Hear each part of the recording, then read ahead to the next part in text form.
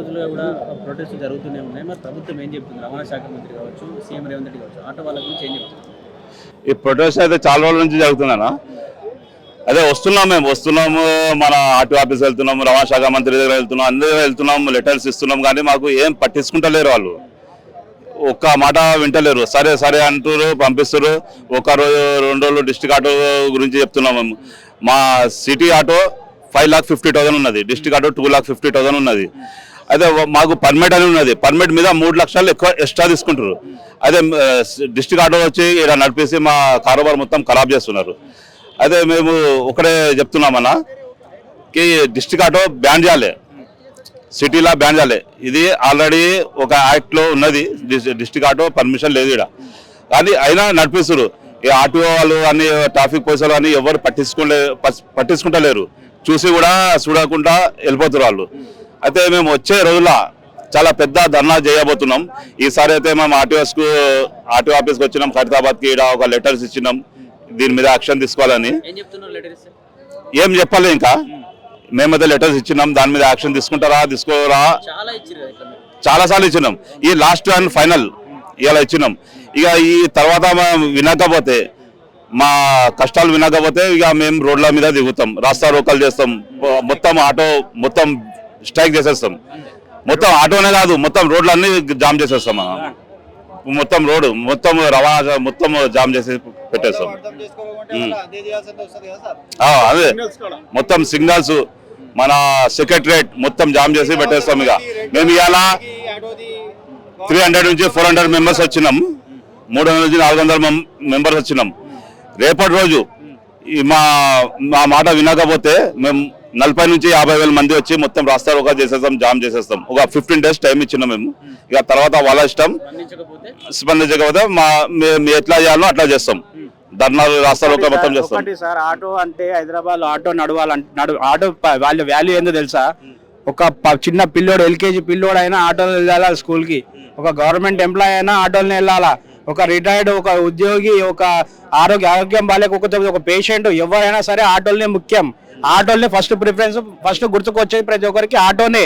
ఈ ఆటోలు బంద్ అయితే ఎట్లుంటది అనేది గవర్నమెంట్ కి చూపిస్తాం. మేము ఈ 15 రోజుల్లో టైం ఇస్తున్నాం. 15 రోజుల తర్వాత మేము ఎటు చేయాలా చేస్తాం. రోడ్ల మీద మేము ఎవరికి ఇబ్బంది పెట్టాం. మా యొక్క డిమాండ్స్ నెరవేరేదాకా మేము నిర్వాధికంగా బంద్ చేయాలని మేము నిర్ణయించుకున్నాం. మన సిటీ హైదరాబాద్ లో వేరే రాష్ట్రాల నుంచి వచ్చి ఆ ఆటోలు నడుస్తున్నాయి, ఇల్లీగల్. అవి మినిమం 2 లక్షల పైన ఆటోలు నడుస్తున్నాయి ఇల్లీగల్. ఇప్పుడు ఉబేర్ వాడు ఒక ఆటోలు తీసిండు హర్యానా నుంచి, ర్యాపిడో వాళ్ళు తెచ్చి నడిపిస్తారు. మన మహారాష్ట్ర నుంచి వస్తున్నాయి ఆటోలు, కర్ణాటక నుంచి ఆటోలు నడుస్తున్నాయి, మన ఆంధ్ర నుంచి ఆటోలు నడుస్తున్నాయి. ప్రతి రాష్ట్రం నుంచి హైదరాబాద్ వచ్చి ఆటో నడిపిస్తున్నాయి. కానీ మా కడుపు మీద కొడుతున్నారు వాళ్ళు. కానీ మన రవాణా శాఖ మంత్రి కానీ, మన ఆర్టీఓ కానీ ఎవరు పట్టించుకుంటలేరు. మా విన్నపి ఎంత చెప్పినా వింటలేరు వాళ్ళు. ఇక మేము ఒకటే పని చేస్తామన్నా, వీళ్ళు ఆపకపోతే మేమే ఆందోళన చేస్తాం. వేరే రాష్ట్ర ఆటో మన హైదరాబాద్ కనిపిస్తే దాన్ని అద్దాలు పలగొడతాం, గాలి పంక్చర్ చేసేస్తాం, ఏమైనా చేస్తామన్నా, పార్ చేస్తాం ఏమైనా. కానీ ఇక తర్వాత ఇక లాస్ట్ ఛాన్స్ ఇవ్వాలా. కర్ణాటక ప్రతి స్టేట్ ఆటో నడుస్తుంది, ప్రతి రాష్ట్రం నుంచి ఆటో నడుస్తుంది. ఇంకా వైట్ ప్లేట్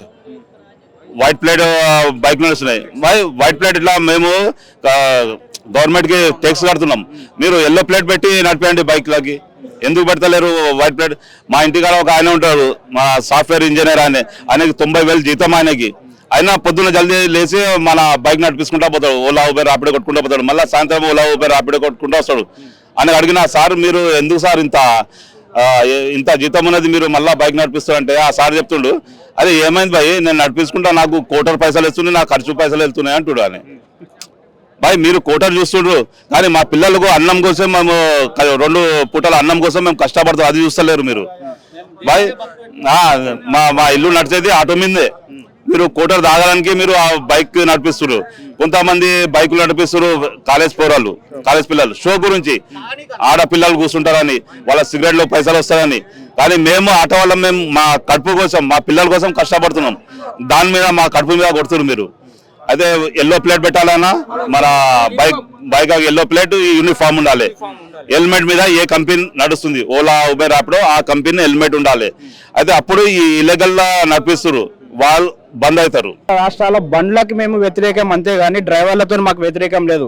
తెలంగాణలో ఉన్న ప్రతి ఒక్క డ్రైవర్ సోదరుడు మా సోదరుడే, మా అన్నదమ్ముళ్ళే.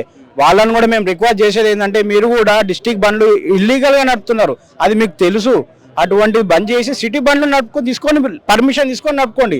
మీరు అనుకుంటారు కొందరు డిస్టిక్ వాళ్ళు ఏమనుకుంటారు అంటే, వాళ్ళు కూడా కొన్ని వేరే రకంగా ఉద్దేశంతో వాళ్ళు మా మీద ఆడిపోసుకుంటారు, కానీ అది తప్పు. మేము న్యాయంగా అడుగుతున్నాం, మిమ్మల్ని కూడా న్యాయంగా పోమని చెప్తున్నాం.